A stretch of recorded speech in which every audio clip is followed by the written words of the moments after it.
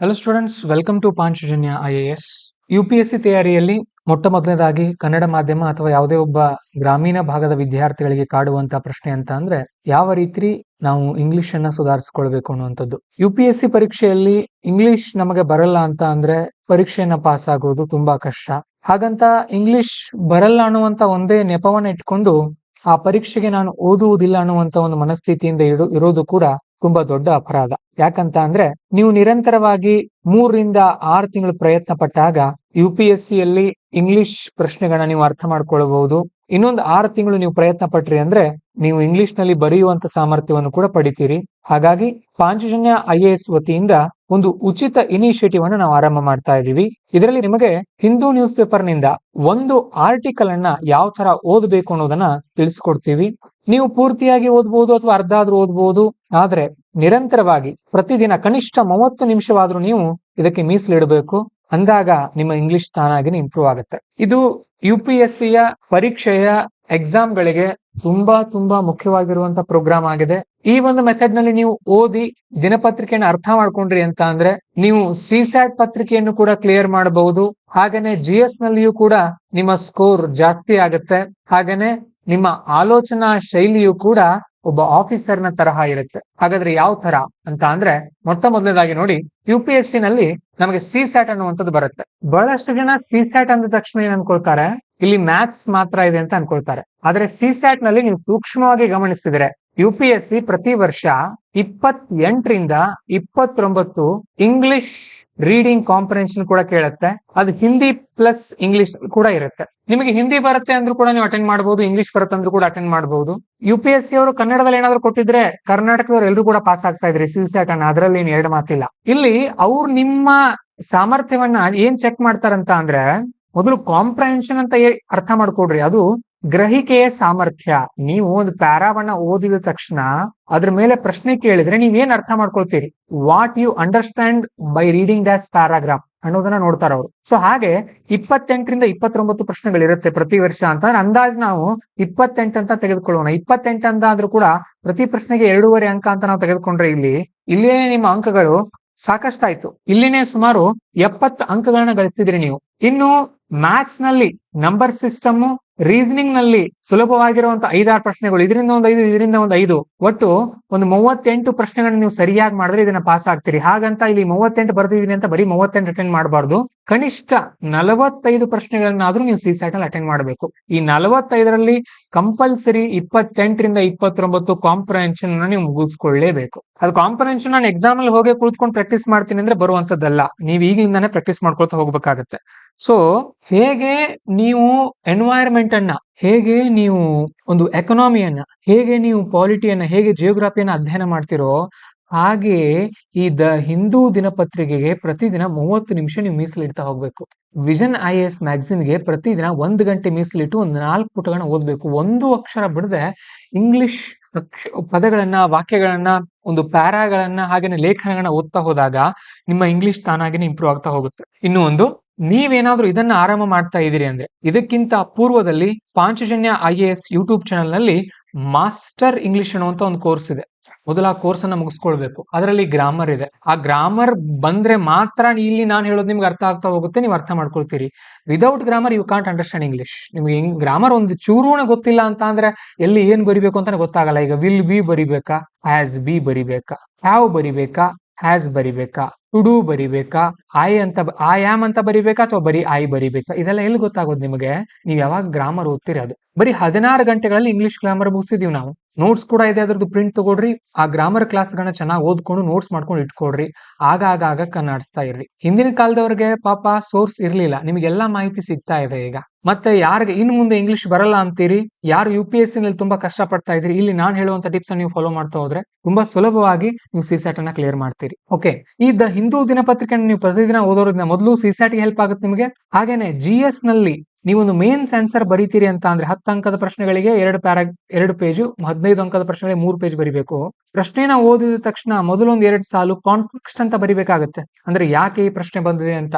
ಈಗ ಉದಾಹರಣೆಗೆ ವಿಮಾನ ಅಪಘಾತಗಳ ಬಗ್ಗೆ ಒಂದು ಪ್ರಶ್ನೆ ಬಂದಿದೆ ಅಂತ ಅನ್ಕೊಳ್ಳೋಣ. ಅಲ್ಲಿ ನೀವು ಕಾಂಟೆಕ್ಸ್ಟ್ ಏನ್ ಬರಿತೀರಿ, ಇತ್ತೀಚೆಗೆ ಅಹಮದಾಬಾದ್ ನಲ್ಲಿ ಬೋಯಿಂಗ್ ವಿಮಾನವೊಂದು ಅಪಘಾತಕ್ಕೆ ಈಡಾಯಿತು. ಬಹಳಷ್ಟು ಜನರು ದುರ್ಮರಣ ಹೊಂದಿದರು. ಇಂತಹ ಅಪಘಾತಗಳು ನಮ್ಮನ್ನ ಆಶ್ಚರ್ಯಕ್ಕೆ ಈಡು ಮಾಡುತ್ತವೆ ಅಂತ ಬರೆಯೋದು. ಆಮೇಲೆ ಇಂಟ್ರೊಡಕ್ಷನ್ ಬರೀಬೇಕು. ಓಕೆ, ಮೊದಲು ಕಾಂಟೆಕ್ಸ್ಟ್, ಆಮೇಲೆ ಇಂಟ್ರೊಡಕ್ಷನ್, ನೆಕ್ಸ್ಟ್ ನೀವು ಪಾಯಿಂಟ್ ಗಳನ್ನ ಕಂಟಿನ್ಯೂ ಮಾಡ್ತಾ ಹೋಗ್ಬೇಕು. ಈ ತರ ಕಾಂಟೆಕ್ಸ್ಟ್ ನೀವು ಬರಿಬೇಕು ಅಂದ್ರೆ ಎಲ್ಲಿಂದ ಬರೀತೀರಿ? ಅದು ಎಲ್ಲೋ ಮ್ಯಾಗಝಿನ್ ಅಲ್ಲಿ ಸಿಗಲ್ಲ ನಿಮಗೆ. ಅದು ಕಾಂಟೆಕ್ಸ್ಟ್ ಸಿಗೋದು ನಿಮಗೆ ಈ ತರ ಹಿಂದೂ ಪತ್ರಿಕೆನ ಓದಿದಾಗ, ದಿನಪತ್ರಿಕೆನ ಓದಿದಾಗ. ಕನ್ನಡದವ್ರ ಪ್ರಜಾವಾಣಿ ಕೂಡ ಓದ್ಕೊಳ್ಬೇಕು ನೀವು. ಅರ್ಥ ಆಗ್ತಾ ಇದೆಯಾ? ಸೊ ಆಮೇಲೆ ನಿಮ್ಮ ಥಿಂಕಿಂಗ್ ಲೆವೆಲ್, ನೀವು ಆರ್ಟಿಕಲ್ ಗಳನ್ನ ಓದ್ತಾ ಹೋದ್ರಿ, ಪ್ರಬುದ್ಧವಾದಂತ ಲೇಖನಗಳನ್ನ ಓದ್ತಾ ಹೋದ್ರಿ ಅಂತ ಅಂದ್ರೆ ನಿಮ್ಮ ಥಿಂಕಿಂಗ್ ಪ್ರೊಸೆಸ್ ಕೂಡ ಚೇಂಜ್ ಆಗುತ್ತೆ. ಹಾಗಾಗಿ ಈ ಮೆಥಡ್ ಅನ್ನು ನೀವು ಫಾಲೋ ಮಾಡಬೇಕಾಗುತ್ತೆ. ಇಷ್ಟು ಮಾಡಬೇಕು. ಸೊ ಇದೊಂದು ಶಕ್ತಿಶಾಲಿ ಹೆಸರನ್ನ ಕೊಟ್ಟಿದ್ದೀವಿ ನಾವು ಇದಕ್ಕೆ, ಪಾಶುಪತಾಸ್ತ್ರ ಅಂತ. ಇದ್ರ ಮುಂದೆ ಮತ್ತೇನೂ ಬೇಡ ನಿಮಗೆ UPSC ನ ಕ್ಲಿಯರ್ ಮಾಡೋಕೆ. ಇಲ್ಲಿ ನಿಮ್ಗೆ ಇದು GS, SA, ಆಮೇಲೆ ನಿಮ್ಮ ಎಥಿಕ್ಸ್, ಆಮೇಲೆ ನೀವು ಇಂಟರ್ವ್ಯೂ, ಹಾಗೇನೆ CSAT ಎಲ್ಲಾ ಕಡೆ ಹೆಲ್ಪ್ ಆಗುತ್ತೆ. ಆಮೇಲೆ CSAT ನಲ್ಲಿ ನಾನೇನ್ ಹೇಳಿದೆ 28 ಕ್ವಶನ್ಗಳಂತ. 28 ಕ್ವಶನ್ಗಳು ಬರೀ ಪಾಲಿಟಿ ಇರಲ್ಲ, ಬರೀ ಎಕನಾಮಿ ಇರಲ್ಲ, ಬರೀ ಜಿಯೋಗ್ರಫಿ ಇರಲ್ಲ, ಎಲ್ಲ ಇರುತ್ತೆ ಇದರಲ್ಲಿ. ಫಿಲಾಸಫಿಕಲ್ ಒಂದೆರಡು ಇರುತ್ತೆ, ಎಕನಾಮಿ ಒಂದ್ 4-5, ಎನ್ವೈರನ್ಮೆಂಟ್ ಒಂದ್ 4-5, ಪಾಲಿಟಿ ಒಂದ್ 4-5, ಈ ತರ ಪ್ಯಾರಾಗ್ರಾಫ್ ಅನ್ನು ಕೊಟ್ಟಿರ್ತಾರೆ ಅವ್ರು. ಅರ್ಥ ಆಗ್ತಾ ಇದೆಯಾ? ಸೊ ನ್ಯೂಸ್ ಪೇಪರ್ ನಲ್ಲೂ ಕೂಡ ಎಲ್ಲಾ ತರದ ಆರ್ಟಿಕಲ್ ಬಂದಿರುತ್ತೆ. ಮೊದಲನೇದಾಗಿ ನೆನ್ಪಿಟ್ಟುಕೊಡ್ರಿ, UPSC ಅಂತ ಅಂದ್ರೆ ಅದು ಜನರಲ್ ಸ್ಟಡೀಸ್, ಅದು ಸ್ಪೆಸಿಫಿಕ್ ಅಲ್ಲ. ನೀವು ರಾಕೆಟ್ ಸೈನ್ಸ್ ಅನ್ನ ಕಲಿತಾ ಇಲ್ಲ. UPSC ಗೆ ಅಧ್ಯಯನ ಮಾಡಬೇಕು ಅಂತ ಅಂದ್ರೆ ನೀವು ಹೋಗಿ ಯಾವುದೋ ಒಬ್ಬ ವಿಜ್ಞಾನಿ ಬಳಿ ಕುಳಿತುಕೊಳ್ಳೋ ಆಗಿಲ್ಲ. ನೀವು ಜಸ್ಟ್ ದಿನಪತ್ರಿಕೆನ ನೀಟಾಗಿ ಓದ್ಕೊಂಡ್ರು ಕೂಡ ಸಾಕು. UPSC ಸಿಲೆಬಸ್ ಅಲ್ಲಿ ಅದನ್ನೇ ಹೇಳಿದೆ. ಬಹಳಷ್ಟು ಜನ ಕರ್ನಾಟಕದವ್ರಿಗೆ ಇದು ಗೊತ್ತಿಲ್ಲ. ಏನ್ ಅನ್ಕೊಳ್ತಾರೆ, UPSC ಅಂತ ಅಂದ್ರೆ ಅದೊಂದು ಸ್ಪೆಸಿಫಿಕ್ ಪೇಪರ್, ತುಂಬಾ ಕಠಿಣವಾಗಿರುವಂತ ಪತ್ರಿಕೆ. ಹಾಗಿಲ್ಲ, ಇಲ್ಲ. ನಿಮಗೆ ಅದರ ಬಗ್ಗೆ ತುಂಬಾ ಒಂದು ಭಯವನ್ನ ಸೃಷ್ಟಿಸಿದ್ದಾರೆ ನಿಮ್ ತಲೆಯಲ್ಲಿ. ಅದೆಲ್ಲ ಏನೂ ಇಲ್ಲ, ನಾವು ಗೈಡ್ ಮಾಡ್ತೀವಿ ನಿಮಗೆ. ತಯಾರಿ ಮಾಡಿ ಯಶಸ್ವಿ ಆಗ್ತೀರಿ. ಈಗ ನೋಡೋಣ, ಈಗ ಯಾವ ತರ ಇರುತ್ತೆ. ಇದು CSAT ಪತ್ರಿಕೆ ನಾನು ನಿಮ್ ಮುಂದೆ ತಂದಿದ್ದೀನಿ, ನೋಡ್ತಾ ಇದ್ದೀರಿ. ಇಲ್ಲಿ ಈ ತರ ಇರುತ್ತೆ ನೋಡಿ. ಒಂದು ಪ್ಯಾರಾಗ್ರಾಫ್ ಇರುತ್ತೆ, ತುಂಬಾ ಸುಲಭವಾಗಿರುವಂತ ಪ್ಯಾರಾಗ್ರಾಫ್ ಇದು. ಈ ಸುಲಭವಾಗಿರುವಂತ ಪ್ಯಾರಾಗ್ರಾಫ್ ಅನ್ನ ನೀವು ನೋಡಿದ್ರಿ ಅಂತ ಅಂದ್ರೆ, ಒಂದು ಪ್ಯಾರಾಗ್ರಾಫ್ ನಲ್ಲಿ ಅವ್ರು ಎಷ್ಟು ಪ್ರಶ್ನೆ ಕೇಳಿದ್ದಾರೆ, ಇದೊಂದು ಪ್ಯಾರಾಗ್ರಾಫ್ ಸುಮಾರು ಒಂದು 100-150 ಪದಗಳಿರುತ್ತೆ ಇದರಲ್ಲಿ. ಇಲ್ಲೊಂದು ಪ್ರಶ್ನೆ ಇದೆ, ಅದೇ ಪ್ಯಾರಾಗ್ರಾಫ್ ಮೇಲೆ ಇಲ್ಲೊಂದು ಪ್ರಶ್ನೆ ಇದೆ. ಅಂದ್ರೆ ನೀವು ಇದನ್ನ ಚೆನ್ನಾಗಿ ಓದಿದ್ರಿ ಅನ್ಕೊಳ್ರಿ. ನೀವು ಚೆನ್ನಾಗಿ ಓದಿದ್ರೆ ಇಲ್ಲಿ 2.5 ಅಂಕ ಸಿಗುತ್ತೆ ನಿಮಗೆ, ಇಲ್ಲಿ 2.5 ಅಂಕಗಳು ಸಿಗುತ್ತೆ. ಎಷ್ಟು ಈಸಿ ಅಲ್ವಾ? ತುಂಬಾ ಸುಲಭ. ನೀವು ಎಷ್ಟು ಪ್ರಶ್ನೆ ಅಟೆಂಡ್ ಮಾಡಬೇಕು? 45 ಪ್ರಶ್ನೆಗಳನ್ನ ಅಷ್ಟೇ ಅಟೆಂಡ್ ಮಾಡಬೇಕು ನಮ್ಮ CSAT ನಲ್ಲಿ, ಹೌದಲ್ವಾ? ಟೋಟಲ್ ನಮಗಿರುವಂತಹ ಸಮಯ ಎಷ್ಟು? 120 ನಿಮಿಷ. 120 ನಿಮಿಷ ಡಿವೈಡ್ ಬೈ 45 ಅಂತ ಅಂದ್ರೆ ಪ್ರತಿ ಪ್ರಶ್ನೆಗೆ ನೀವು 2.5 ನಿಮಿಷ ಕೊಡಬೇಕು. ಪ್ರತಿ ಪ್ರಶ್ನೆಗೆ ನೀವು 2.5 ನಿಮಿಷ ಕೊಟ್ಟರು ಕೂಡ ನಡೆಯುತ್ತೆ. ಹಾಗಾದ್ರೆ ಇದು 2 ಪ್ರಶ್ನೆಗಳಿದೆ ಇಲ್ಲಿ, ಅಂದ್ರೆ ಈ ಪ್ಯಾರಾಗ್ರಾಫ್ ನೀವು ಓದೋಕೆ 2 ನಿಮಿಷ ತಗೊಂಡ್ರು ಕೂಡ ನಡೆಯುತ್ತೆ. ಆರಾಮಾಗಿ 2 ನಿಮಿಷ ಇದನ್ನ ತಗೊಳ್ಳೋದು, ಇದಕ್ಕೆ 1.5 ನಿಮಿಷ ಪ್ರಶ್ನೆಗೆ, ಈ ಪ್ರಶ್ನೆಗೆ 1.5 ನಿಮಿಷ, 5 ನಿಮಿಷ ಆಯ್ತಲ್ವಾ? ಈ ತರ ಕ್ಯಾಲ್ಕುಲೇಟೆಡ್ ಆಗಿ ನೀವು ತಯಾರಿ ಮಾಡ್ಕೊಂಡ್ರೆ CSAT ಕ್ಲಿಯರ್ ಆಗುತ್ತೆ. ನಿಜ ಹೇಳ್ತೀನಿ, ನನಗೂ ಅನಿಸ್ತಾ ಇತ್ತು ನಮ್ಮ ಪಾಂಚನಾಯ ವಿದ್ಯಾರ್ಥಿಗಳನ್ನ ನಾವು GS ನಲ್ಲಿ ಏನೋ ತಯಾರಿ ಮಾಡ್ತಾ ಇದೀವಿ, CSAT ನಲ್ಲಿ ಹೇಗೆ ಕ್ಲಿಯರ್ ಮಾಡಿಸೋದು ಇವರನ್ನ ಅಂತ. ಬಟ್ ಈ ವರ್ಷ ನಾನೇ ಹೋಗಿ ಪರೀಕ್ಷೆನ ಬರೆದಿದ್ದೀನಿ. CSAT ನಲ್ಲಿ ಸುಮಾರು 29 ಪ್ರಶ್ನೆ ಅಟೆಂಡ್ ಮಾಡಿದ್ದೀನಿ. ಅದರಲ್ಲಿ ಸುಮಾರು 27 ಕರೆಕ್ಟ್ ಆಗ್ತಾ ಇದೆ. ಅಂದ್ರೆ ಅಕ್ಯುರಸಿ ಬರ್ತಾ ಇಂಪ್ರೂವ್ ಆಗುತ್ತೆ. ಹೇಗೆ ಇಷ್ಟು ಕರೆಕ್ಟ್ ಆಗ್ತಾ ಇದೆ ಅಂತ ಅಂದ್ರೆ ಪ್ರಾಕ್ಟೀಸ್ ಅಲ್ಲ, ಅದಕ್ಕೆ ನಿರಂತರವಾಗಿ ನಾವು ಇಂಗ್ಲಿಷ್ ಓದಿದ್ರಿಂದ. ನಾನು ಪ್ಯಾರಾಗ್ರಾಫ್ ಕೂತ್ಕೊಂಡು ಪ್ರಾಕ್ಟೀಸ್ ಮಾಡಿಲ್ಲ, ಬಟ್ ನಿರಂತರವಾಗಿ ಇಂಗ್ಲಿಷ್ ಓದ್ತಾ ಬರ್ತಾ ಇದೀವಿ. ಯಾಕೆ? ನಾವು ಟೀಚ್ ಮಾಡ್ಬೇಕು ನಿಮ್ಗೆ ಇಂಗ್ಲಿಷ್. ನಾವು ಓದ್ತಾ ಇದ್ರೆ ನಡೆಯೋದಿಲ್ಲ, ನಿಮ್ಗೆ ಟೀಚ್ ಮಾಡ್ಲೇಬೇಕು ನಾವು, ಹೌದಲ್ವಾ? ಸೊ ಹಾಗಾಗಿ ಬನ್ನಿ ನೋಡೋಣ ಇದು ಮೊದಲೇದು ಏನಿದೆ ಅಂತ ಹೇಳಿ ಸ್ವಲ್ಪ ಚೆಕ್ ಮಾಡೋಣ ಯಾವ ತರ ಕೇಳ್ತಾರೆ UPSC ನವರು ಅಂತ. Let's see. ಮೊದಲನೇ ಪ್ಯಾಸೇಜ್ ಇದು. Maintaining an ecosystem just to conserve biodiversity will affect its commercial potential. ನೋಡ್ರಿ, ದೊಡ್ಡ ಓದ್ರಿ ಅದನ್ನ. ಮೇಂಟೈನಿಂಗ್ ಅಂದ್ರೆ ಏನ್ ಮಾಡೋದು? ನಿರ್ವಹಣೆ ಮಾಡೋದು. ಆನ್ ಎಕೋಸಿಸ್ಟಮ್, ಒಂದು ಪರಿಸರ ವ್ಯವಸ್ಥೆಯನ್ನ. ಯಾವುದಕ್ಕೆ? ಜಸ್ಟ್ ಟು ಕನ್ಸರ್ವ್ ಬಯೋಡೈವರ್ಸಿಟಿ, ಜೀವ ವೈವಿಧ್ಯತೆಯನ್ನ ರಕ್ಷಣೆ ಮಾಡ್ಕೊಳ್ಳೋಕೆ. ನಾವು ನಮ್ಮ ಈ ಒಂದು ಪರಿಸರ ವ್ಯವಸ್ಥೆಯನ್ನ ಮೇಂಟೈನ್ ಮಾಡಿದ್ರೆ ಇದರಿಂದ ಏನಾಗುತ್ತೆ? Will affect its commercial potential, ಅಂದ್ರೆ ಕಮರ್ಷಿಯಲ್, ವಾಣಿಜ್ಯಿಕ ಸಾಮರ್ಥ್ಯ ಎಷ್ಟಿದೆಯಲ್ಲ ಅದೇನಾಗುತ್ತೆ? ಅಫೆಕ್ಟ್ ಆಗುತ್ತೆ. ನೋಡ್ರಿ, ನಿಮ್ಗೆ ಗೊತ್ತಿರ್ಬೇಕು, ಎಫೆಕ್ಟ್ ಅಂದ್ರೆ ಪರಿಣಾಮ, ಅಫೆಕ್ಟ್ ಅಂತ ಅಂದ್ರೆ ಕೆಟ್ಟ ಪರಿಣಾಮ. ಅಂದ್ರೆ ನಾವು ಜೀವ ವೈವಿಧ್ಯತೆಯನ್ನ ರಕ್ಷಿಸ್ತೀವಿ, ಜೀವ ವೈವಿಧ್ಯತೆಯನ್ನ ರಕ್ಷಿಸಬೇಕು ಅಂತ ಹೇಳಿ ಎಕೋಸಿಸ್ಟಮ್ ಅನ್ನ ಹಾಗೆ ಇಟ್ಕೊಂಡು ಹೋದ್ರೆ ಅಲ್ಲಿ ನಾವು ಲಾಭವನ್ನ ಗಳಿಸೋಕ್ ಆಗಲ್ಲ, ಅದರಿಂದ ನಷ್ಟ ಆಗತ್ತೆ ನಮಗೆ ಅಂತ ಹೇಳ್ತಾ ಇದ್ದಾರೆ ಅವರು ಫಸ್ಟ್ ಇದರಲ್ಲಿ. ಆಮೇಲೆ ಮತ್ತೆ as well as livelihoods dependent on the ecosystem, ಅಷ್ಟೇ ಅಲ್ಲ, ಆಸ್ ವೆಲ್ ಆಸ್ ಅದ್ರ ಜೊತೆನೆ ಲೈವ್ಲಿಹುಡ್ಸ್ ಅಂದ್ರೆ ಅಲ್ಲಿ ಆ ಒಂದು ಜೀವ ವೈವಿಧ್ಯತೆಯನ್ನೇ ನಂಬಿಕೊಂಡಿರುವಂತಹ ಜೀವಿಗಳ ಲೈವ್ಲಿಹುಡ್, ಜೀವನಾಧಾರ ವ್ಯವಸ್ಥೆಯು ಕೂಡ ಹಾನಿಯಾಗುತ್ತೆ ಅಂತ ಅವ್ರು ಹೇಳ್ತಾ ಇದ್ದಾರೆ. ನೀವು ಎಕ್ಸಾಂಪಲ್ ಓದುವಾಗ ಈ ತರ ಅಂಡರ್ಲೈನ್ ಮಾಡ್ತಾನೆ ಹೋಗ್ಬೇಕು. ದೆನ್ ಆಮೇಲೆ ಈ ತರ ಕಟ್ ಮಾಡ್ರಿ. There is also are conflict between using an ecosystem only for livelihoods and for commercial exploitation. ನೋಡ್ರಿ, ಲೈವ್ಲಿಹುಡ್ ಜೀವನಾಧಾರಕ್ಕೆ ಒಂದು ಜೀವ ವೈವಿಧ್ಯತೆಯನ್ನು ಬಳಸ್ಕೊಳ್ಳೋದು, ಹಾಗೇನೆ ಕಮರ್ಷಿಯಲ್ ಎಕ್ಸ್ಪ್ಲಾಯ್ಟೇಷನ್ಗೆ. ನೋಡಿ, ಇವೆಲ್ಲ ಕಲಿಸ್ತಾ ಇರ್ತೀವಿ ನಾವು ಕ್ಲಾಸಲ್ಲಿ, ಹೇಳ್ತಾ ಇರ್ತೀವಿ ನಿಮಗೆ. ಏನು ಈ ಒಂದು ಜೀವನಾಧಾರವನ್ನು ನಂಬ್ಕೊಂಡಿದಾರಲ್ಲ ಜನ, ಅವರಿಗೆ ಮತ್ತು ಈ ವಾಣಿಜ್ಯ ಉದ್ದೇಶಗಳಿಗಾಗಿ ಬಳಸೋದು. ಅಥವಾ ಸ್ಟ್ರಿಕ್ಟ್ಲಿ ಫಾರ್ ಕಾನ್ಸರ್ವೇಶನ್, ಬರೀ ರಕ್ಷಣೆ ಮಾಡೋದಾ? ಇದರ ನಡುವೆ ಒಂದು ಏನಿದೆ, ಕಾನ್ಫ್ಲಿಕ್ಟ್ ಇದೆ ಇಲ್ಲಿ ಅಂತ ಹೇಳ್ತಾ ಇದ್ದಾರೆ. ಅಂದ್ರೆ ಅವೆರಡರ ನಡುವೆ ನಾವು ಅದನ್ನ ಬಳಸಬೇಕಾ ಅಥವಾ ಬರೀ ರಕ್ಷಣೆ ಮಾಡ್ಬೇಕನ್ನುವಂಥದ್ದೊಂದು ಕಾನ್ಫ್ಲಿಕ್ಟ್, ಒಂದು ವಿವಾದ ನಮಗೆ ಕಂಡು ಬರ್ತಾ ಇದೆ ಅಂತ ಹೇಳ್ತಾ ಇದ್ದಾರೆ. ಆಮೇಲೆ deforestation caused due to commercial exploitation will lead to indirect harm like floods, siltation problem and microclimatic instability. ನೋಡಿ ಏನ್ ಹೇಳ್ತಾ ಇದಾರೆ, ನಾವು ಡಿಫಾರೆಸ್ಟೇಷನ್ ಮಾಡಿದ್ರೆ ಅಂದ್ರೆ ಕಾಡು ನಾಶ ಮಾಡಿದ್ರೆ, ಓಕೆ, ಯಾಕೆ? ಕಮರ್ಷಿಯಲ್ ಎಕ್ಸ್ಪ್ಲಾಯಿಟೇಷನ್, ವಾಣಿಜ್ಯ ಉದ್ದೇಶಗಳಿಗೋಸ್ಕರ. ಇದರಿಂದ ಏನಾಗುತ್ತೆ? ಫ್ಲಡ್ಸ್ ಬರುತ್ತೆ, ಅಂದ್ರೆ ಪ್ರವಾಹ ಬರುತ್ತೆ. ಸಿಲ್ಟೇಷನ್, ರಾಡಿಗಳೆಲ್ಲ ಹರಿದುಕೊಂಡು ಹೋಗುತ್ತೆ ನೀರಲ್ಲಿ, ಆ ತರ. ಆಮೇಲೆ ಮೈಕ್ರೋ ಕ್ಲೈಮ್ಯಾಟಿಕ್ ಇನ್ಸ್ಟೆಬಿಲಿಟಿ, ಸಣ್ಣ ಮಟ್ಟದಲ್ಲಿ ಅಲ್ಲಿರುವಂತ ವಾತಾವರಣವು ಕೂಡ ಅಸ್ಥಿರವಾಗುತ್ತೆ ಅಂತ ಹೇಳ್ತಾ ಇದ್ದಾರೆ. Apart from adversely affecting livelihoods dependent on the forest. ನೋಡಿ, ಬರೀ ಅಷ್ಟೇ ಅಲ್ಲ, ಅದರಿಂದ ಏನಾಗುತ್ತೆ, ಈ ಜೀವನ ಅದೇ ಕಾಡನ್ನು ನಂಬ್ಕೊಂಡಿದಾರಲ್ಲ ಜನ, ಅವರು ಕೂಡ ಏನಾಗುತ್ತೆ, ಹಾನಿ ಆಗುತ್ತೆ, ಅವರು ಕೂಡ ಅಡ್ವರ್ಸ್ಲಿ ದುಷ್ಪರಿಣಾಮ ಬೀರುತ್ತೆ ಅಂತ ಹೇಳ್ತಾ ಇದ್ದಾರೆ. ದೆನ್ ನೋಡಿ, ಒಂದೊಂದು ಪ್ಯಾರಾ ಮುಗಿದ್ಮೇಲೆ ನಾನು ಈ ತರ ಗೆರೆ ಹಾಕ್ತಾ ಇದ್ದೀನಿ, ಯಾಕಂದ್ರೆ ನನಗೆ ಆಮೇಲೆ ಓದ್ಕೊಳ್ಳೋಕೆ ಈಸಿ ಆಗುತ್ತೆ. These conflicts are particularly acute in developing countries where the dependence of the people. ನೋಡ್ರಿ, ಎಲ್ಲಿದೆ ಇದು ಜಾಸ್ತಿ, ಎಷ್ಟು ಎಲ್ಲಿ ಕಂಡು ಬರ್ತಾ ಇದೆ? ಡೆವಲಪಿಂಗ್ ಕಂಟ್ರೀಸ್ ನಲ್ಲಿ. Where as the dependence of the people on the ecosystem is significant. ಅಂದ್ರೆ ಈ ಡೆವಲಪಿಂಗ್ ಕಂಟ್ರಿಗಳಲ್ಲಿ ಇಂತಹ ಎಕೋಸಿಸ್ಟಮ್ ಮೇಲೆ ತುಂಬಾ ಸಿಗ್ನಿಫಿಕೆಂಟ್, ಮಹತ್ವದ, ಅಂದ್ರೆ ಜಾಸ್ತಿ ಜನ ಡಿಪೆಂಡ್ ಆಗಿದ್ದಾರೆ. And commercial exploitation has the potential to boost national income. ಅಂದ್ರೆ ನಾವು ವಾಣಿಜ್ಯ ಉದ್ದೇಶಗಳಿಗೆ ಬಳಸ್ಕೊಂಡ್ರೆ ಅದನ್ನ ಏನ್ ಮಾಡ್ಬೋದು, ನ್ಯಾಷನಲ್ ಇನ್ಕಮ್ಗೂ ಕೂಡ ಅನುಕೂಲ ಆಗುತ್ತೆ ಅಂತ ಹೇಳ್ತಾ ಇದ್ದಾರೆ. ಹೀಗೆ ಒಂದು ಪ್ಯಾರಾಗ್ರಾಫ್ ಅನ್ನ ಓದಿದಾಗ ಅರ್ಥ ಮಾಡ್ಕೊಳ್ಳುವಂತ ಸಾಮರ್ಥ್ಯ ನಿಮ್ಮಲ್ಲಿ ಬರಬೇಕು. ಸಿಂಪಲ್ ಆಗಿ ಹೇಳೋದಾದ್ರೆ ಏನ್ ಹೇಳ್ತಾ ಇದ್ದಾರೆ, ಕೆಲವೊಬ್ರು ಏನ್ ಮಾಡ್ತಾರೆ, ಯಾರ್ದೋ ಟೆಕ್ನಿಕ್ ನೋಡಿರ್ತಾರೆ ಯೂಟ್ಯೂಬ್ ಅಲ್ಲಿ, ಈ ತರ ಸಿಸ್ಯಾಟ್ ಕ್ವಶನ್ ಪೇಪರ್ ಓಪನ್ ಮಾಡ್ಕೋತಾರೆ, ಮೊದಲು ಇವುಗಳನ್ನ ಓದೋಕ್ ಸ್ಟಾರ್ಟ್ ಮಾಡ್ತಾರೆ. ಅದು ರಾಂಗ್. ಅದು ನಿಮಗೆ ಮೊದಲು ಪ್ರಾಕ್ಟೀಸ್ ಮಾಡುವಾಗ ಪ್ಯಾರಾಗ್ರಾಫ್ ನಿಂದಾನೆ ಬನ್ನಿ. ಮೊದಲು ಇಲ್ಲಿಂದ ಆರಂಭ ಮಾಡಿ. ಇಲ್ಲಿ ಏನ್ ಕೊಟ್ಟಿದ್ದಾರೆ ನೋಡಿ, ಇಲ್ಲಿಂದ ಆರಂಭ ಮಾಡ್ಕೊಂಡು ಪ್ಯಾರಾಗ್ರಾಫ್ ಓದ್ಕೊಡ್ರಿ, ಅರ್ಥ ಮಾಡ್ಕೊಡ್ರಿ. ಏನ್ ಹೇಳ್ತಾ ಇದಾರೆ ಇಲ್ಲಿ, ಎಕೋಸಿಸ್ಟಮ್ ತುಂಬಾ ಕಾನ್ಸರ್ವೇಶನ್ ಮಾಡ್ತೀವಿ ಅಂದ್ರೆ ಈ ಬಡ ಜನರಿಗೆ ತೊಂದರೆ ಆಗುತ್ತೆ, ಅದ್ರ ಮೇಲೆ ನಂಬ್ಕೊಂಡಿರೋರ್ಗೆ.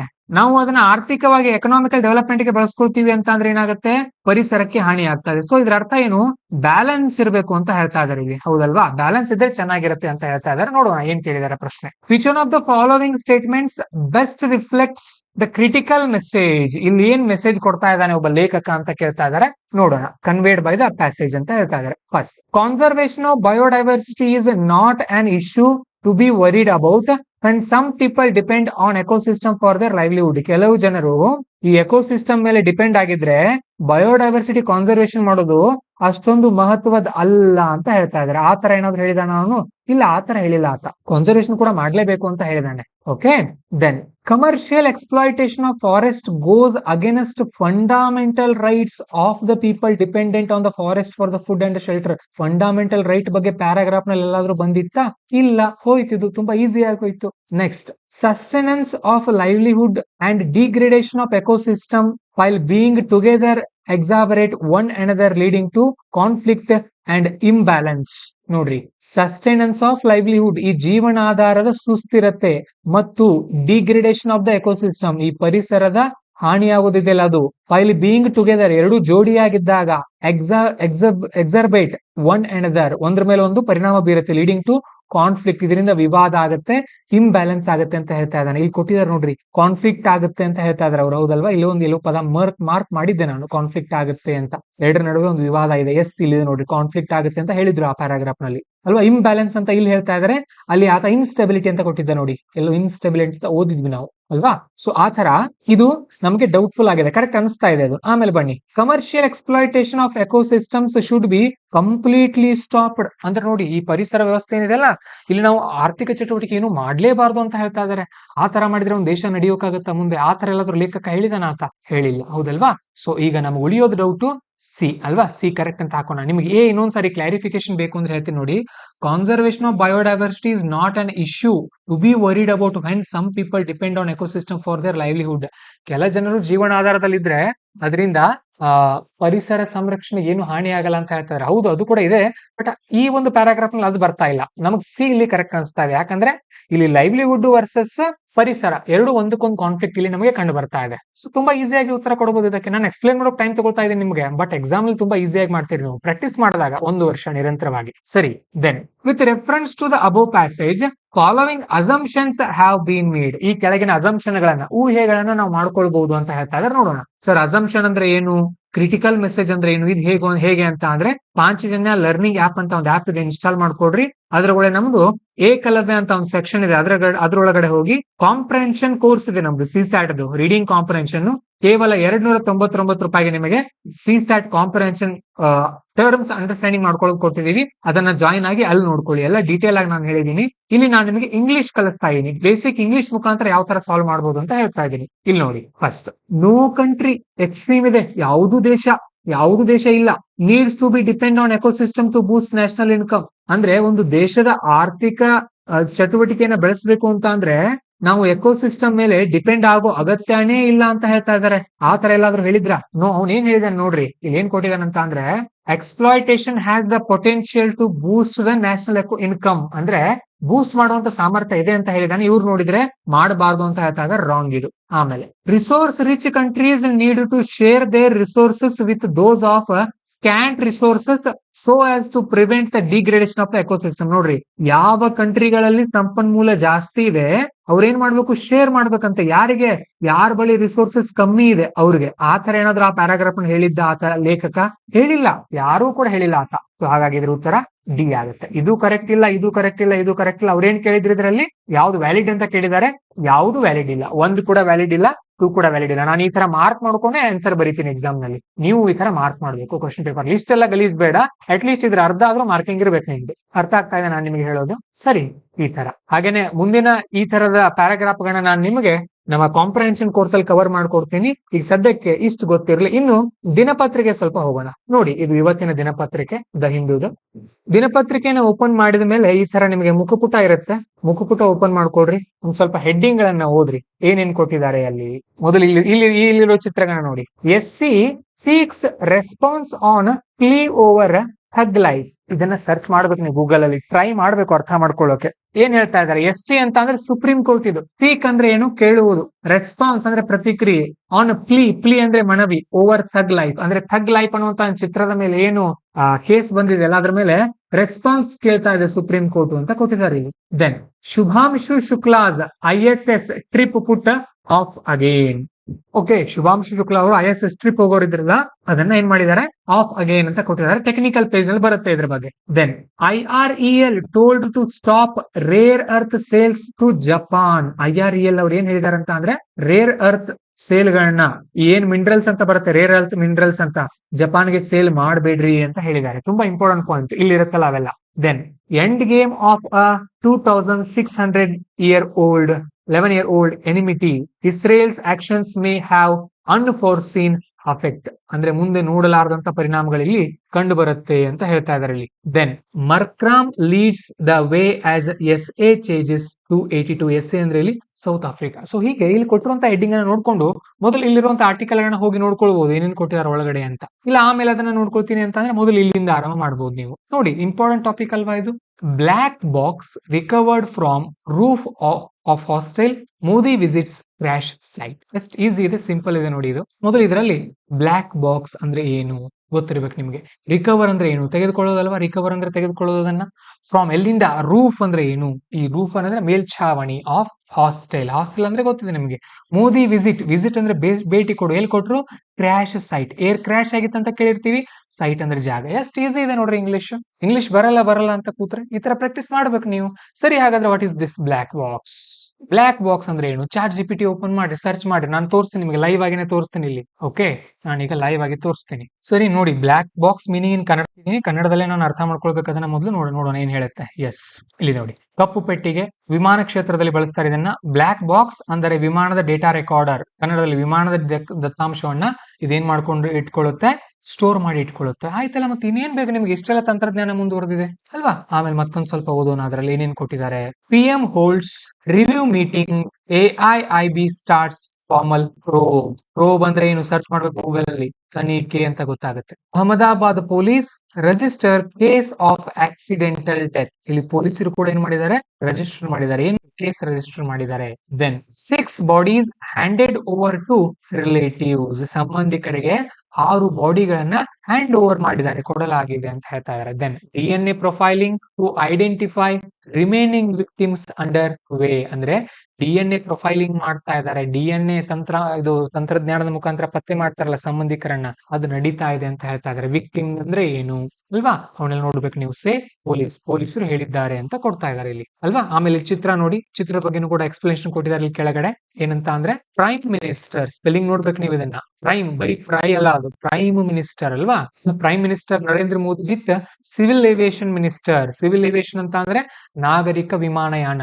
Ram Mohan Naidu at a crash site in Ahmedabad on Friday. ನೋಡಿ ಇವನ್ನೆಲ್ಲ ನೋಡ್ಕೊಳ್ಬೇಕು. ಆಟ್ ಕೊಟ್ಟಿರ್ಲಿ, ಆಟ್ ಅಂದ್ರೆ ಪ್ಲೇಸ್ ಬಂದಾಗ ಆಟ್ ಅಂತ ಬರುತ್ತೆ. ದೊಡ್ಡ ನಗರ ಇದ್ರೆ ಅದನ್ನ ಇನ್ ಅಂತ ಕರೀತಾರೆ.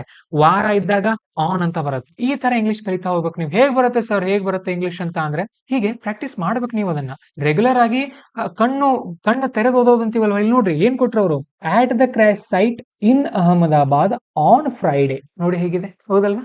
ಸೊ ಹೀಗೆ ಸರಿ. ಈಗ ಆರ್ಟಿಕಲ್ ಅನ್ನ ನೋಡೋಣ, ಇದನ್ನೊಂದು ಅರ್ಥ ಮಾಡ್ಕೋಣ. ಇವತ್ತು ಆರ್ಟಿಕಲ್ ಅನ್ನ ಏನ್ ಕೊಡ್ತಾರೆ ನೋಡೋಣ. First, the aircraft accident investigation bureau, AAIB. Very important, ನೋಡ್ಕೊಳ್ಬೇಕು ಇದನ್ನ. ಯಾಕಂದ್ರೆ ನ್ಯೂಸ್ ಅಲ್ಲಿ ಇದೆ ಇದು ಹೇಗ್ ವರ್ಕ್ ಮಾಡುತ್ತೆ, ಯಾರ್ಯಾರು ಇರ್ತಾರೆ ಇದರಲ್ಲಿ, ಏನೇನ್ ಇರುತ್ತೆ ಅನ್ನೋದನ್ನ ಸ್ವಲ್ಪ ನೀವು ಚೆಕ್ ಮಾಡ್ಬೇಕು. ಆಮೇಲೆ ಇವ್ರು ಏನ್ ಮಾಡ್ತಾರೆ ಅಂತಂದ್ರೆ, they recovered the black from the breakage. ಈ ಬ್ರೇಕೇಜ್ ಅನ್ನುವಂತ ಪದದ ಅರ್ಥ ತಿಳ್ಕೊಳ್ಬೇಕು ನೀವು ಗೂಗಲ್ ಅಲ್ಲಿ, ಅಥವಾ ಲ್ಯಾಪ್ಟಾಪ್ ನಲ್ಲಿ ಯಾರಾದ್ರೂ ಓದ್ತಾ ಇದ್ರೆ ಇಲ್ಲಿ ಹೀಗೆ ಕೊಡ್ಬೋದು ನೀವು ಇದನ್ನ. ಈ ತರ ಹಾಕಿ ಸೆಲೆಕ್ಟ್ ಮಾಡಿ ಆ ಪದವನ್ನ, 3 ಮೇಲೆ ಒತ್ತಿ ಟ್ರಾನ್ಸ್ಲೇಷನ್ ಅಂತ ಕೊಟ್ರೆ, ಇಲ್ಲಿ ನೋಡಿ ಬ್ರೇಕೇಜ್ ಅಂತ ಕೊಡುತ್ತದು. ಉದು ಮಟ್ಟ ಅಂತ ಕೊಟ್ಟಿದೆ, ಬಟ್ ಉದು ಮಟ್ಟ ಆಗಲ್ಲ, ಅದು ಬೇರೆ ಇದೆ ಆಕ್ಚುಲಿ, ದುರ್ಘಟನೆ ಆಗತ್ತೆ. ಓಕೆ, ದ ಬ್ರೇಕೇಜ್ ಅಂತ ಅಂದ್ರೆ ಅದೇನಾಗತ್ತೆ, ಆ ಒಂದು ದುರ್ಘಟನೆ ನಡೆದಿತ್ತಲ್ಲ ಅಲ್ಲಿಂದ ಅಂತ ಆಗತ್ತದ ಅರ್ಥ.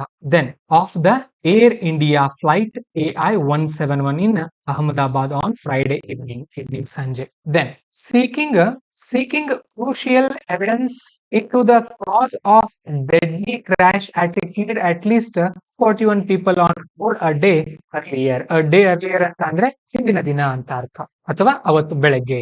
ಡೇ ಅರ್ಲಿಯರ್ ಅಂತ ಹೇಳ್ತಾ ಇದಾರೆ ಅಲ್ಲಿ. ಅಂದ್ರೆ ಅವ್ರು ಏನ್ ಮಾಡ್ತಾ ಇದಾರೆ ಇದರಲ್ಲಿ, ಫ್ರೈಡೆ ಈವ್ನಿಂಗ್ ನೋಡಿದ್ವಿ. Seeking crucial evidence. ಸೀಕಿಂಗ್ ಅಂದ್ರೆ ಕ್ರೂಷಿಯಲ್ ಎವಿಡೆನ್ಸ್ ಅಂದ್ರೆ ಸಾಕ್ಷಿ, ಕ್ರೂಷಿಯಲ್ ಅಂದ್ರೆ ಮಹತ್ವದ, ಸೀಕಿಂಗ್ ಅಂದ್ರೆ ಇನ್ ಕಾಸ್ ಆಫ್ ದ ಡೆಡ್ಲಿ ಕ್ರ್ಯಾಶ್. ಅಂದ್ರೆ ಇದು ಏನು ಡೆಡ್ಲಿ ಕ್ರ್ಯಾಶ್ ಆಯ್ತಲ್ಲ, ಇದಕ್ಕೆ ಕಾರಣಗಳು, calls that killed at least 41 people on board a day earlier. ಹಿಂದಿನ ದಿನ ಏನಾಯ್ತಲ್ಲ ಅದು ಘಟನೆ, ಅದಕ್ಕೆ ಯಾಕೆ ಕಾರಣಗಳು ಅಂತ ಅದು AAIB ತನಿಖೆ ಮಾಡ್ತಾ ಇದೆ ಅಂತ ಹೇಳ್ತಾ ಇದ್ದಾರೆ. Then there is no official data yet on the numbers of people killed on the ground. ಅಂದ್ರೆ ಈ ಗ್ರೌಂಡ್ ನಲ್ಲಿ ಎಷ್ಟು killed ಅಂದ್ರೆ ಕೊಲೆ ಅಲ್ಲ, ಇಲ್ಲಿ ಸತ್ತರು ಅಂತ ಅರ್ಥ.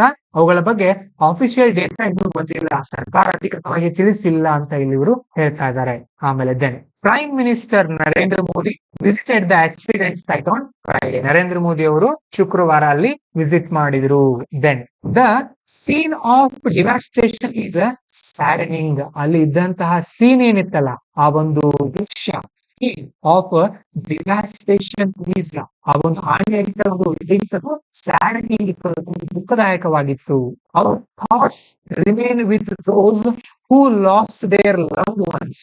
ನೋಡಿ, ಯಾರು ತಮ್ಮ ಪ್ರೀತಿ ಪಾತ್ರನ ಕಳ್ಕೊಂಡಿದ್ದಾರೆ, ಹೂ ಲಾಸ್ಟ್, ಯಾರು ಕಳೆದುಕೊಂಡ್ರು, ದೇರ್ ಲವ್ಡ್ ಒನ್ಸ್, ತಮ್ಮ ಪ್ರೀತಿ ಪಾತ್ರನ್ನ, our thoughts remain with those, ನಮ್ಮ ಒಂದು ಭಾವನೆಗಳು ಅವ್ರ ಜೊತೆಗೆ ಇರುತ್ತೆ ಅಂತ ಇಲ್ಲಿ ಹೇಳ್ತಾ ಇದ್ದಾರೆ. ಇನ್ ದಿಸ್ ಅನ್ಇಮ್ಯಾಜಿನೇಬಲ್ ಟ್ರಾಜಿಡಿ, ಈ ಒಂದು ಅನಿರೀಕ್ಷಿತವಾದಂತ, ಕಲ್ಪನೆ ಮಾಡಿಕೊಳ್ಳಲಾಗದಂತ ದುರ್ಘಟನೆಗೆ ಅಂತ ಇಲ್ಲಿ ಏನ್ ಹೇಳ್ತಾ ಇದ್ದಾರೆ, prime minister posted on social media. ಇದನ್ನ ಪ್ರಧಾನಮಂತ್ರಿಗಳು ಏನ್ ಮಾಡಿದ್ದಾರೆ, ಸೋಷಿಯಲ್ ಮೀಡಿಯಾದಲ್ಲಿ ಪೋಸ್ಟ್ ಮಾಡಿದ್ದಾರೆ ಅಂತ ಹೇಳ್ತಾ ಇದ್ದಾರೆ. Then he also shared a review meeting at Ahmedabad airport with top authorities. ನೋಡಿ, ಹಿ ಆಲ್ಸೋ ಚೇರ್ ಅಂದ್ರೆ ಇವ್ರೊಂದು ಮೀಟಿಂಗ್ ಕೂಡ ಮಾಡಿದ್ರು. ಇಲ್ಲಿ ಚೇರ್ಡ್ ಅಂತ ಪದ ಯಾಕೆ ಬಳಸಿದಾರೆ ಅಂದ್ರೆ, ಇವ್ರು ಮೀಟಿಂಗ್ ಮಾಡಿದಾಗ ಇವರೇ ಅಧ್ಯಕ್ಷರಾಗಿ ಕುಳಿತುಕೊಂಡಿದ್ರು. ರಿವ್ಯೂ ಮೀಟಿಂಗ್ ಅನ್ನ ಮಾಡ್ತಾರೆ ಎಲ್ಲಿ, ಏರ್ಪೋರ್ಟ್ ನಲ್ಲಿ. ಯಾರ ಜೊತೆ, ಟಾಪ್ ಅಥಾರಿಟಿ, ಪ್ರಮುಖ ಅಲ್ಲಿ ಇರುವಂತಹ ಅಧಿಕಾರಿ ವರ್ಗದ ಜೊತೆ. Then mister Modi also spoke to Vishwas Kumar Ramesh ಅವ್ರ ಜೊತೆ ಅವ್ರು ಏನ್ ಮಾಡಿದ್ದಾರೆ ನೋಡಿ, ಸ್ಪೀಕ್ ಇತ್ತು, ನಾವು ಕನ್ನಡ ಪ್ರೆಸೆಂಟ್ ಟೆನ್ಸ್ ಅಲ್ಲಿ ಸ್ಪೀಕ್ ಇರುತ್ತೆ, ಪಾಸ್ಟ್ ಟೆನ್ಸ್ ಈಗಾಗಲೇ ಮಾತಾಡಿದ್ದಾರೆ ಅವರು, ಸೊ ಸ್ಪೋಕ್ ಅಂತ ಕೊಟ್ಟಿದ್ದಾರೆ ಇಲ್ಲಿ. Ramesh the lone on board survivor. ನೋಡ್ರಿ, ಲೋನ್ ಅಂದ್ರೆ ಏಕಾಂತಿ, ಒಂಟಿ, ಅಂದ್ರೆ ವಿಶ್ವಾಸ್ ಕುಮಾರ್ ರಮೇಶ್ ಅವ್ರು ಏನ್ ಮಾಡಿದ್ರು, ಆ ಒಂದು ಸರ್ವೈವರ್ ಉಳಿದಿರುವ ಆ ಒಂದು ದುರ್ಘಟನೆಯಲ್ಲಿ and also met other injured persons, ಹಾಗೇನೆ ಅಲ್ಲಿ ಮತ್ತೆ ಯಾರ್ಯಾರಿಗೆ ಹಾನಿಯಾಗಿದೆ ನೋಡಿ ಅವರನ್ನು ಕೂಡ ಭೇಟಿಯಾದರು ಅಂತ ಹೇಳ್ತಾ ಇದ್ದಾರೆ. ದೆನ್ ಮೀನ್ ವೈಲ್ ಅಂತ ಅಂದ್ರೆ ಇದರ ನಡುವೆ British high commissioner to India Lindy Cameron met mister Modi in Ahmedabad. ನೋಡಿ, ಬ್ರಿಟಿಷ್ ಹೈ ಕಮಿಷನರ್ ಅವರು ಇಂಡಿಯಾ ಭಾರತದಲ್ಲಿರುವಂತಹ ಬ್ರಿಟಿಷ್ ಹೈ ಕಮಿಷನರ್ ಆದಂತಹ ಲಿಂಡಿ ಕ್ಯಾಮರಾನ್ ಮೀಟ್ ಅಂದ್ರೆ ಭೇಟಿಯಾಗು, ಮೆಟ್ ಅಂದ್ರೆ ಭೇಟಿಯಾದರು, ಯಾರನ್ನ? ಮೋದಿ ಅವರನ್ನ. ಎಲ್ಲಿ? ಅಹಮದಾಬಾದ್ ಅಲ್ಲಿ. Said the two countries were working together to, ಏನ್ ಹೇಳಿದ್ರು ಅಂತ ಅಂದ್ರೆ two countries were working together, ಎರಡೂ ದೇಶಗಳು ಒಟ್ಟುಗೂಡಿಯೇ ಕೆಲಸ ಮಾಡ್ತಾ ಇದ್ದಾರೆ, ಟುಗೆದರ್ ಜೊತೆಯಾಗಿ ಟು ಯಾವ್ದಕ್ಕೆ? Establish the crash. ಇದೇನು ಕ್ರಾಶ್ ಆಗಿದೆ ಇದರ ಹಿಂದೆ ಬಂದ ಕ್ರಾಶ್ ಅನ್ನ ಎಸ್ಟಾಬ್ಲಿಷ್ ಮಾಡೋಕೆ, ಮರು ರಚನೆ ಮಾಡೋಕೆ ಎರಡೂ ದೇಶಗಳು ಪ್ರಯತ್ನ ಪಡ್ತಾ ಇದ್ದೇವೆ ಅಂತ ಹೇಳಿದ್ದಾರೆ ಇಲ್ಲಿ. Then the aircraft accident investigation group AAIB has already launched a formal investigation. ಈಗಾಗಲೇ ಒಂದು ಇನ್ವೆಸ್ಟಿಗೇಷನ್ ಅನ್ನ ಲಾಂಚ್ ಮಾಡಿದ್ದಾರೆ ಇಂಟು ದ ಇನ್ಸಿಡೆಂಟ್, ಆ ಒಂದು ಇನ್ಸಿಡೆಂಟ್ ನಲ್ಲಿ. File Ahmedabad city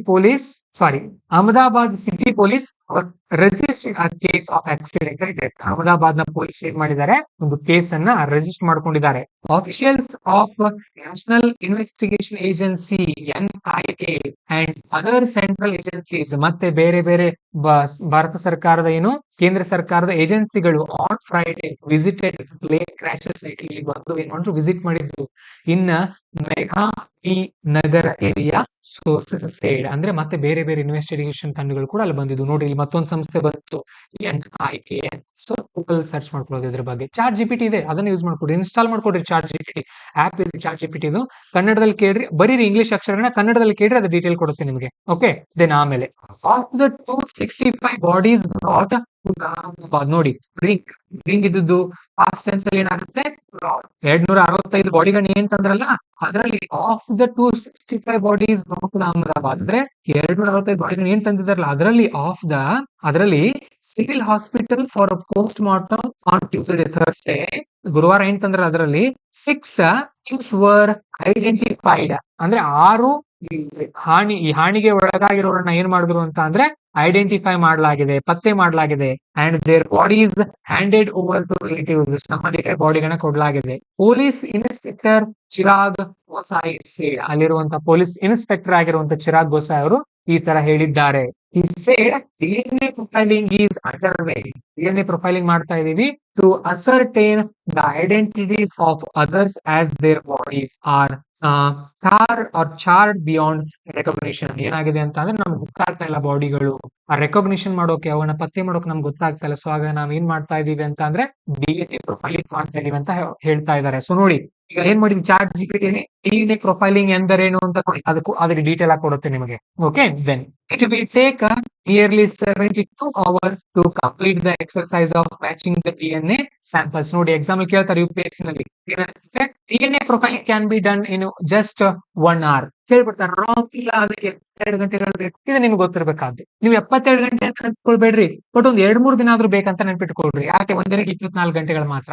once there is a match, bodies will be handed over to relatives. Gosai added ಅಂದ್ರೆ match ಆದ ನಂತರ ಬಾಡಿಗಳನ್ನ ನಾವು ಸಂಬಂಧಿಕರಿಗೆ ಕೊಡ್ತೀವಿ ಅಂತ ಅವರು ಮುಂದುವರೆದು ಹೇಳಿದ್ರು ಅಂತ ಹೇಳ್ತಾರೆ. ಅರ್ಥ ಆಯ್ತಾ? ಹೀಗೆ ಈ ತರ ಯಾವುದೋ ಒಂದು ಆರ್ಟಿಕಲ್ ಗಳನ್ನ ಒಂದು ಅಂಶ ಬಿಡದೆ, ಒಂದು ಪದ ಬಿಡದೆ ನೀವು ಅರ್ಥ ಮಾಡ್ಕೊಳ್ತಾ ಹೋದ್ರಿ ಅನ್ಕೊಳ್ರಿ, ಒಂದು ಅಂಶ ಬಿಡದೆ ನೀವು ಅರ್ಥ ಮಾಡ್ಕೊಳ್ತಾ ಹೋದ್ರಿ ಅಂದ್ರೆ ನಿಮ್ಗೆ ತುಂಬಾ ಸುಲಭವಾಗಿ ಇಂಗ್ಲಿಷ್ ಬರ್ತಾ ಹೋಗುತ್ತೆ. ನಾನು ಕೂಡ ನಿಮ್ಮ ಹಾಗೆ ಇದ್ದು, ನನಗೂ ಇಂಗ್ಲಿಷ್ ಬರ್ತಾ ಇರಲಿಲ್ಲ, ಬಟ್ ಪ್ರಯತ್ನ ಪಟ್ಟು ನನಗೆ ಈಗ ಬರ್ತಾ ಇದೆ. ಸೊ ನೀವು ಕೂಡ ಕಲೀರಿ, ಸರಿನಾ? ಈ ತರ ಮಾಡ್ಬೇಕು. ನಿಮ್ಗೆ ಯಾವ್ದು ಇಷ್ಟ ಅದನ್ನ ಮೊದಲು ಓದೋಕ್ ಸ್ಟಾರ್ಟ್ ಮಾಡಿ. ಆಮೇಲೆ ನೋಡ್ರಿ, ಇಲ್ಲಿ ಇಸ್ರೇಲ್ ಇರಾನ್ ನಡುವೆ ಯುದ್ಧ ನಡೀತಾ ಇದೆ, ಅದ್ರ ಬಗ್ಗೆ ಏನೇನ್ ಬಂದಿದೆ ಓದ್ಕೊಡ್ರಿ, ಒಂದು ಅರ್ಧ ಗಂಟೆ ಟೈಮ್ ಕೊಡ್ರಿ. ಆಮೇಲೆ ಬೆಂಗಳೂರಲ್ಲಿ with youth value elders digital divide communication gaps persist help age India report ಒಂದು ವರದಿ ಬಂದಿದೆ, ಇದ್ರ ಬಗ್ಗೆ ಏನಿದೆ ನೋಡ್ಕೊಳ್ಳಿ. ಆಮೇಲೆ ಇಲ್ಲಿ ಯಾವ್ದಾದ್ರು ಇರುವಂತ ಒಂದು ಆರ್ಟಿಕಲ್ ಅನ್ನ, ಇವೆಲ್ಲ ಬೇಡ, ಇಲ್ಲಿ ಕೆಲವೊಂದು ಆರ್ಟಿಕಲ್ಸ್ ಅಂತ ಇರುತ್ತಲ್ಲ, ಅಂತ ಆರ್ಟಿಕಲ್ಗಳನ್ನು ಕೂಡ ನೀವು ಓದ್ಕೊಳ್ತಾ ಹೋದ್ರಿ ಅಂತ ಅಂದ್ರೆ ನಿಮ್ಗೆ ಇಂಗ್ಲಿಷ್ ತುಂಬಾ ಸುಲಭವಾಗಿ ಅರ್ಥ ಆಗ್ತಾ ಹೋಗುತ್ತೆ. ಇಲ್ಲಿರುತ್ತೆ ನೋಡಿ, ಇವು ಒಂದು ಆರ್ಟಿಕಲ್ ಯಾವ್ದಾದ್ರು, ಅಟ್ಲೀಸ್ಟ್ 1 ಆರ್ಟಿಕಲ್ ಪ್ರತಿದಿನ. ಇಲ್ಲಿದೊಂದು, ಇದನ್ನ ನಾವು ಸಂಪಾದಕಿ ಅಂತ ಕರಿತೀವಿ, ಎಡಿಟೋರಿಯಲ್ ಅಂತ ಕರಿತೀವಿ. ಒಂದು ಎಡಿಟೋರಿಯಲ್, ಒಂದು ಇಲ್ಲಿರುವಂತ ಆರ್ಟಿಕಲ್. ಸ್ವಲ್ಪ ಟೈಮ್ ತಗೊಳುತ್ತೆ, ಬಟ್ ಪ್ರಯತ್ನ ಪಡ್ರಿ, ರಾತ್ರಿ ನಿದ್ದೆಗೆಟ್ಟು ಓದ್ರಿ, 1 ಅವರ್ ಪ್ರತಿದಿನ, 1 ಅವರ್ ಕೊಡ್ರಿ ಇದಕ್ಕೆ. ನೀವು ಯಾವ ಲೆವೆಲ್ಗೆ ಬೆಳಿತೀರಿ ಅಂತ ಅಂದ್ರೆ ನೀವು UPSC ಗೆ ಓದಿರೋದು ಸಾರ್ಥಕ ಆಗುತ್ತೆ, ನೀವು ಪ್ರತಿದಿನ ದಿನಪತ್ರಿಕೆ ಈ ತರ ಅರ್ಥ ಮಾಡ್ಕೊಂಡು ಓದ್ತಾ ಹೋದ್ರೆ. ಓಕೆ, ಆಮೇಲೆ ಉಳಿದಿರೋದು ಬರ್ತಾ ಬರ್ತಾ ಗೊತ್ತಾಗುತ್ತೆ ನಿಮ್ಗೆ ಏನ್ ಓದ್ಬೇಕು ಏನ್ ಓದಬಾರ್ದು. ನಾಳೆ ಕ್ಲಾಸಲ್ಲಿ ನಾನು ಮತ್ತೆ ನಿಮ್ಗೆ ಏನ್ ಮಾಡ್ತೀನಿ, ಈ ಆರ್ಟಿಕಲ್ ಅನ್ನ ಓದಿ ಅರ್ಥ ಮಾಡಿಸ್ತೀನಿ. ಇವತ್ತು ಈ ತರ ಒಂದು ನ್ಯೂಸ್ ಅನ್ನ ಓದ್ಕೊಳ್ಳೋದು ಯಾವ ತರ ಅಂತ ಗೊತ್ತಾಗುತ್ತಲ್ವಾ. ಸೊ ಗೊತ್ತಾಗಿದ್ರೆ ಒಂದ್ಸಾರಿ ಎಸ್ ಅಂತ ಹೇಳಿ. ಹಾಗೇನೆ ಕಮೆಂಟ್ ಸೆಕ್ಷನ್ ಬರಿಬೇಕು ನೀವು, ಏನಂತ ಅಂದ್ರೆ ಪಾಶುಪತ. ಏನ್ ಬರೀತೀರಿ? ಪಾಶುಪತ ಅಂತ ಬರೀರಿ. ಯಾಕಂತ ಅಂದ್ರೆ ಇದು ಇಲ್ಲಿಗೆ ನಿಲ್ಲೋದಿಲ್ಲ, ನಾವು ಆಗಾಗ ಇಂಥ ವಿಡಿಯೋಗಳನ್ನ ಬಿಡ್ತಾ ಇರ್ತೀವಿ, ಮಿಸ್ ಮಾಡದೆ ನೋಡ್ಕೊಳ್ತಾ ಹೋಗ್ಬೇಕು. ಆರ್ಟಿಕಲ್ಗಳನ್ನ ಕೂಡ ನಾವು ಕೊಡ್ತೀವಿ ನಿಮಗೆ, ಅವುಗಳನ್ನ ಓದ್ಕೊಂಡು ಪ್ರಾಕ್ಟೀಸ್ ಮಾಡ್ತಾ ಹೋಗ್ಬೇಕು. ಮುಂದಿನ ವರ್ಷ ಯಾರು ಕೂಡ CSAT ಅಲ್ಲಿ ಉಳಿಯೋ ಹಾಗಿಲ್ಲ. ಯು ಶುಡ್ ಕ್ಲಿಯರ್ ಇಟ್, ನೀವು ಕ್ಲಿಯರ್ ಮಾಡಲೇಬೇಕು. ಒಂದು ಗುರಿ ಇಟ್ಕೊಂಡು ನಾವು 5 ಜನ IAS ವತಿಯಿಂದ ಬರೀ UPSC ಗೋಸ್ಕರ ಮಾರ್ಗದರ್ಶನ ಮಾಡ್ತಾ ಇದೀವಿ. ನಮಗೆ ಬೇಕಾಗಿರೋದು ರ್ಯಾಂಕ್ಸ್, ಅದು ನಿಮ್ಮಿಂದ ಮಾತ್ರ ಸಾಧ್ಯ. ನಿಮಗೋಸ್ಕರ ಕಾಯ್ಕೊಂಡಿದೀವಿ ನಾವು, ರ್ಯಾಂಕ್ ತಗೊಂಡು ಬನ್ನಿ. ಇದು ಕರ್ನಾಟಕದ ಘನತೆಯನ್ನ ಹೆಚ್ಚಿಸುವಂತ ಕೆಲಸ ನಿಮ್ಮಿಂದ ಆಗ್ಬೇಕು. ಒಳ್ಳೇದಾಗ್ಲಿ. ಹೇಗನಿಸ್ತು ಈ ಕ್ಲಾಸ್, ಅದ್ರ ಬಗ್ಗೆನೂ ಕೂಡ ನಿಮ್ಮ ಅನಿಸಿಕೆಯನ್ನ ತಿಳಿಸಿ. All the best. ನಮಸ್ಕಾರ.